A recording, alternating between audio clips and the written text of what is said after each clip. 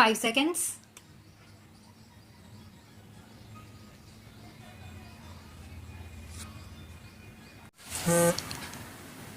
I am truly delighted to be here in your midst to celebrate the 40th anniversary of the Institute of Defense Studies and Analysis. I am particularly happy that you have chosen on this auspicious occasion to honor your former director for helping to lay a strong foundation for this institution in its formative years. His incisive writings continue to stimulate and contribute to the thinking of strategic analysts and policy makers in this vital area of national concern. We look forward to many more years of active contribution from this doyen of the strategic community in India to the vital policy debates of our times.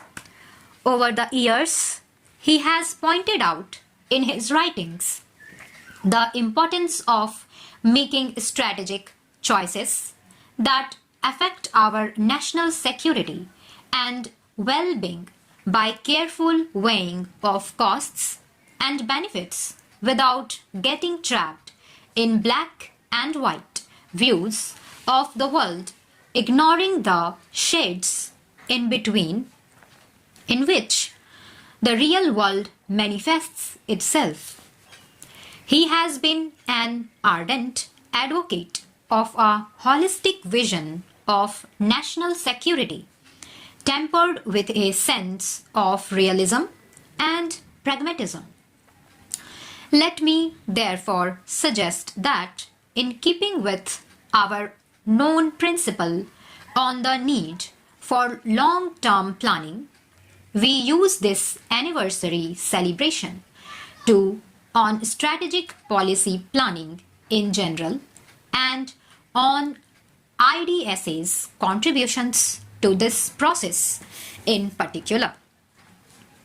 On balance, I think it is fair to say that over the past 4 decades, IDSA has largely fulfilled its mission.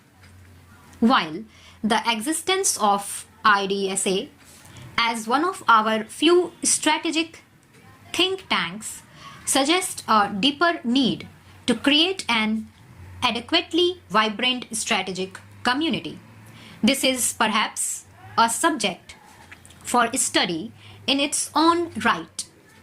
Suffice here to say that I believe your institute has rendered great service, often in difficult circumstances, to promote strategic thinking, inform policy makers and the public at large, and to develop a community of strategic thinkers. I congratulate all those associated with this institute for contributing to strategic studies and institution building in a vital area of national concern. However, an anniversary is also an occasion to objectively consider the lessons of the past and to strategize to meet the challenges of our future. I would like to briefly outline the challenges that confront us today. It is a truism that despite the progress humankind has recorded, war, disease, and ignorance, we can therefore draw no comfort from the trends that determine our future. Optimists suggest that the present security challenges will at worst persist, but pessimists forecast total devastation. Pragmatists suggest that security problems will worsen over time, but probably incrementally.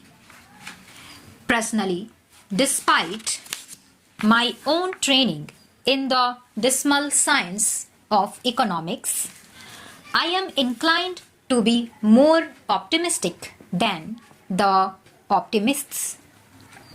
Perhaps Bonar Law was right when he said that there is no such thing as an inevitable war. If war comes, it will be from the failure of human wisdom. I believe that peace in our troubled and violent age requires eternal vigil, patience, and wisdom. We must all work together to analyze potential sources of conflict to find solutions without recourse to arms. It is this that is the challenge before governments and humankind as a whole. It is in this context that centers of research and think tanks derive their importance. Policy making in most countries is often reactive. Governments are driven by deadlines and events, and once an event occurs, it is a bit late to plan for it. This is one reason why so many problems are difficult to resolve. Proactive planning is the goal of strategic thinkers worldwide, and this is where your community must step up efforts to identify problems, highlight trends, develop scenarios, and suggest policy options before crises overtake us. I have often said and felt that there is a dearth of long-term planning. Of course, there is a saying of a very famous Cambridge economist, Lord Keynes, who said in the long term, we are all dead, but I do believe that there is a need for long-term planning. On the one hand, policy papers can sometimes become impractical, and on the other, policy options are sometimes short of long-term vision. Our academia loses its sense of independence, and government begins to devalue inputs from outside its system. There is therefore an obvious interest in strengthening mutual interaction to focus on long-term planning. In the language of economics, the cost of investing in long-term policy making in time, money, and energy are quantifiable and immediate. Unfortunately, however, the benefits are reaped only in future and all too frequently by successors. These benefits are also hard to quantify since a crisis averted does not register on the popular consciousness. Naturally, the incentive for in-depth analysis and long-term policy planning has always been weak, despite the obviously disastrous consequences of ignoring such efforts. Having said that, let me elaborate my perspective of our security environment.